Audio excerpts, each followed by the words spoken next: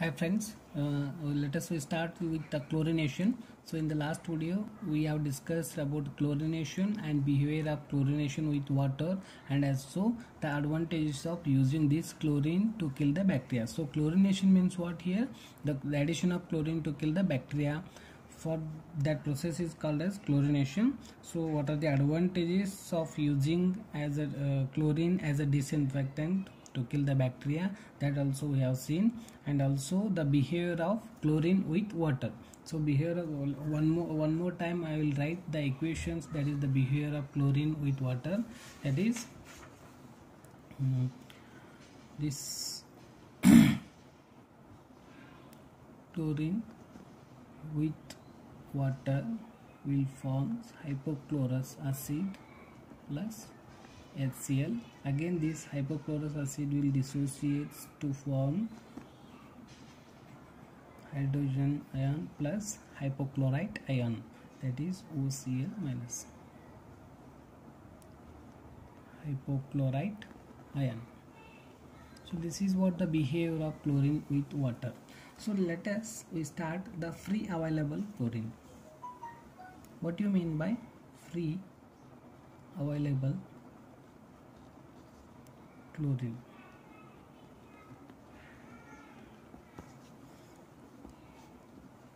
So here, as we know, the sum of hypochlorous acid, hypochlorite ion, hypochlorous acid and hypochlorite ion and molecular chlorine.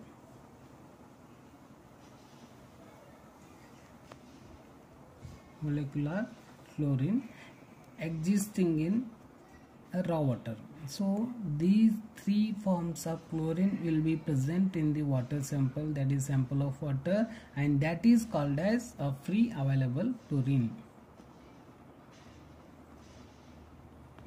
These are all called as free available chlorine.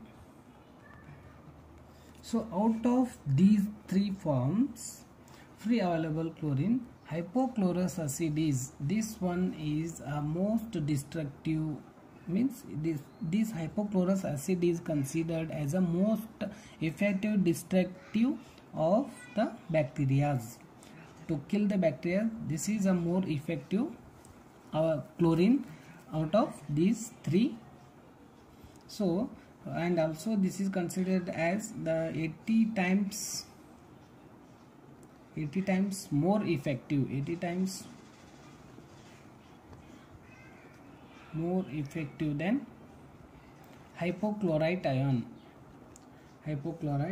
So for this reason the pH value of water during the chlorination is generally maintained, that is less than 7. So acidic means hypochlorous acid is a more effective destructive, means we have to keep the water as possible as acidic. So that for that reason we have to keep the pH value less than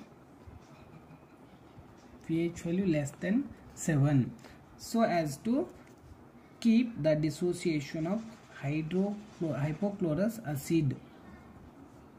So if you maintain this one, means the dissociation of hypochlorous acid is more, so that we can destruct or we can remove or we can kill the bacteria more and more effectively. So this is what the free available chlorine. So these two ions are possible. These two ions are responsible for the disinfection of water, and when these two are formed, this hypochlorous acid will immediately, when it forms, this chlorine is immediately react with the ammonia present in the water sample, and that will form various types of chloramines. So as we see now, that we can see now, so this is ammonia present in the water, and when this chlorine will add it to the water, that will form hypochlorous acid. So that hypochlorous acid is react with the ammonia present in the water sample, and that will forms the chloramine, that is type of chloramine, and this is called as the monochloroamine.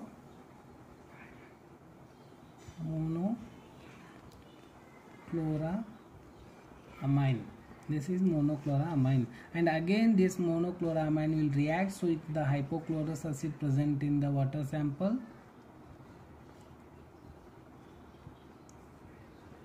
and that will forms one more type of chloramine, that is NaCl2. This is called as dichloramine plus H2O, and again this will react with the hypochlorous acid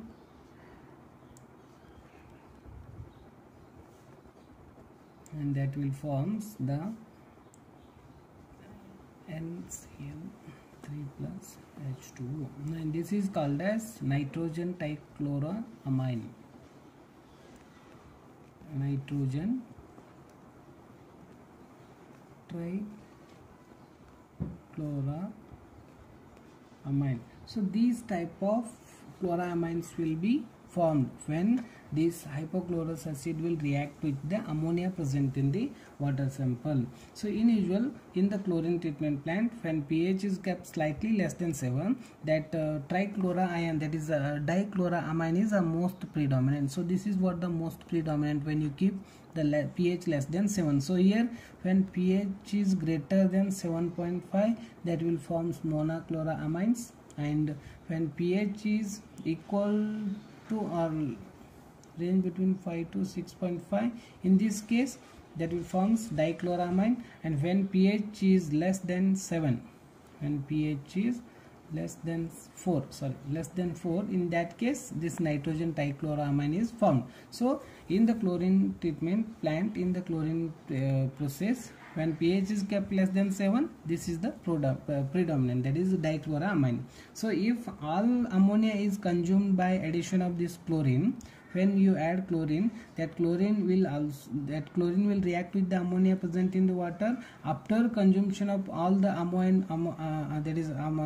ammonia present in the water, that is called as a free chlorine, and chloramine is less effective than free chlorine. This chloramine is less effective than the free chlorine present in the water sample. So this is what the free available chlorine in the water sample. This is called as free available chlorine, and behavior of this free available chlorine and formation of hypochlorous acid, that is chloramines, when chlorine is react with the ammonia. So next we see the residual chlorine. Residual chlorine. So free chlorine means presence of the three types of chloramine, that is the chlorines present in the water sample, that is hypochlorous acid, hypochlorite ion, and as well as the molecular chlorine, that is called as free chlorine. And here the residual chlorine means what? It is the free chlorine remaining in water after 15 to 30 minutes of contact between water and the chlorine dose. When you dose the chlorine to the raw water sample, after 15 to 30 minutes, whatever the chlorine is remaining in the water sample, that remaining chlorine is called as the residual chlorine. And presence of residual chlorine is an effective reduction of the bacteria in the water to the safe limit. So when the residual chlorine present in the water sample, that is a more effective or better destructive for the removal of pathogenic bacteria present in the water sample. So residual chlorine may be present in free form and which has a very rapid disinfecting action, or it may be in the combined with form of ammonia to form a chloramines which is less active. So this is what the residual chlorine present in the water sample. So next we see the doses of chlorine, or you may call the types of chlorination. Types of chlorination, or the dosage of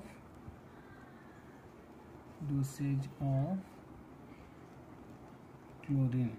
So these are the two types. There is various types of chlorination. So as we know, the first one is plain chlorination.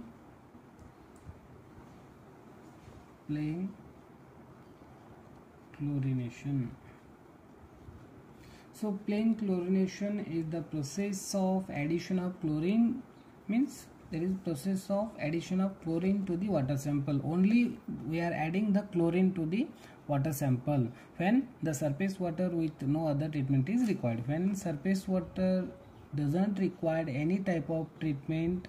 In that case we are only adding this chlorine.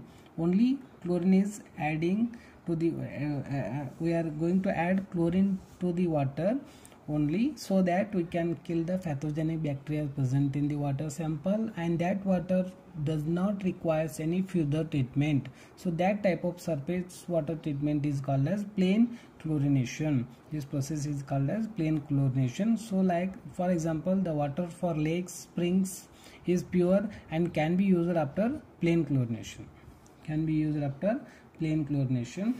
So the quantity of chlorine required is about, here the quantity of chlorine required is about 0.5 mg per liter or more.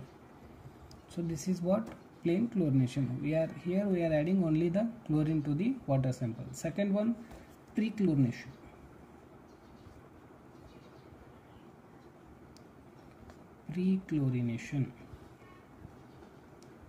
Pre-chlorination means what? It is the process of applying chlorine to the water before filtration or before sedimentation. That is called as, this process is called as the pre-chlorination. So the normal dosage of this pre-chlorination is what? 5 to 10 mg per liter, so that 0.1 to 0.5 mg per liter of residual chlorine comes to the filter plant. So this is what the pre-chlorination. So here before sedimentation or before filtration we are going to add the chlorine to the water for killing of the bacteria. That is called as, that process is called as pre-chlorination. So next one, post-chlorination.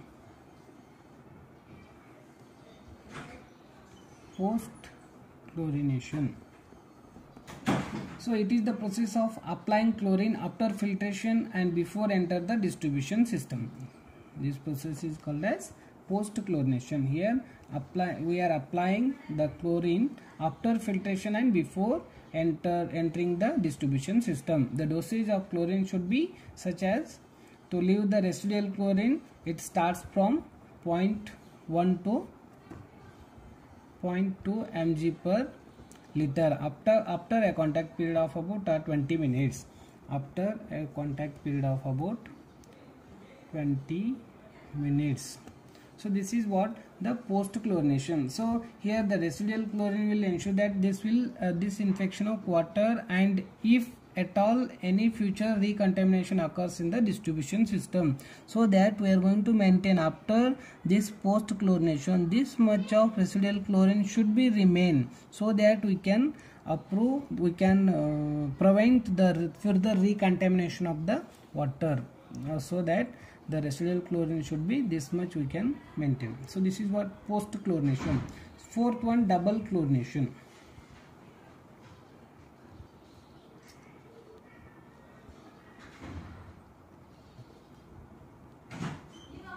This is double chlorination. Double chlorination. So here the name itself will represents that here we are going to apply chlorine for the two times. Twice we are going to apply the chlorine. So in this double chlorination, it indicates that water has been chlorinated for twice. So the pre-chlorination and post-chlorination are generally used in this double chlorination. Pre and post chlorination is used. These two processes are used in the double chlorination. So post chlorination is always used. Here the post chlorination process is always used in this chlorination process, and pre chlorination is used when waters are highly turbid and highly contaminated. In that case only this pre chlorination is used for the water treatment. So when you use these both type of chlorination, means that process is called as double chlorination. Fifth one, breakpoint chlorination.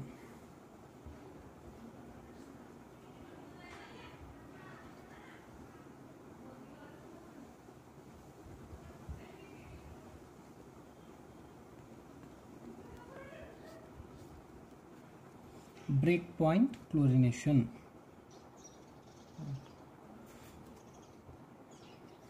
So next, here the breakpoint chlorination can be explained with some graph. So this is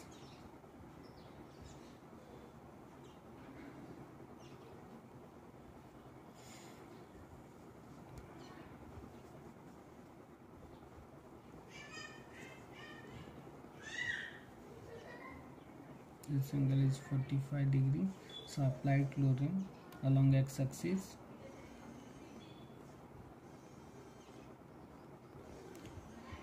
Applied chlorine in mg per liter, and here along y-axis the residual chlorine.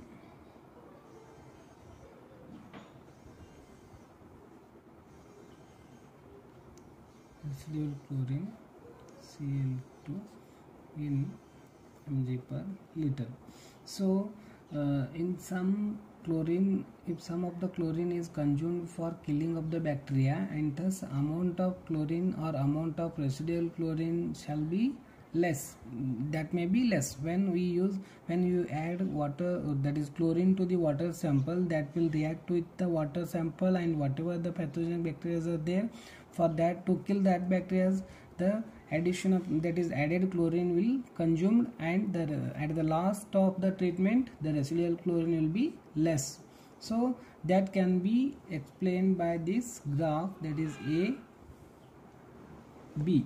This curve will represent the addition, that is residual chlorine present in the water sample. If addition of chlorine is continued beyond the point B, if the addition of chlorine is continued up to the point beyond this point, means after this point, if you add chlorine to the water sample, the organic matter, whatever the organic matter present in the water, that will get oxidized, that will get consumed, decomposed, and therefore the residual, that is residual chlorine content suddenly falls down. That represents here the curve BC. This curve represents BC, that is the falling, that is the after addition of chlorine, after beyond this point, whatever chlorine is added, that will decompose the organic matter present in the water sample, and that will falls, means the residual chlorine will completely dissociates. That is what this curve will represents, that is sentence. Okay, and breakpoint chlorination gives, here by seeing this one, this breakpoint chlorination will gives an idea of an extent of chlorine added to water, and beyond which any further addition of chlorine will appear as a free residual chlorine, that appear as a free residual chlorine. So this is what the breakpoint chlorination. Next one, that is sixth one, superchlorination.